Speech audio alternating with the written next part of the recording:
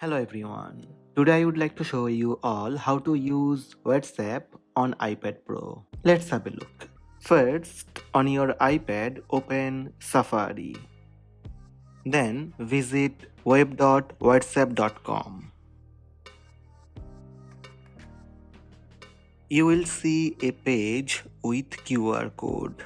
Make sure Keep Me Signed In box is checked to stay signed in. Now get your iPhone and open WhatsApp app.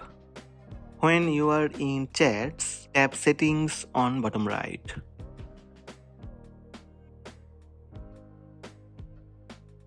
From WhatsApp settings, tap linked devices.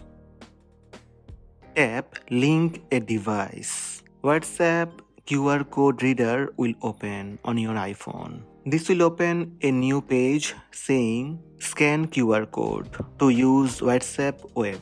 Now you will use your iPhone to scan the QR code on the web page.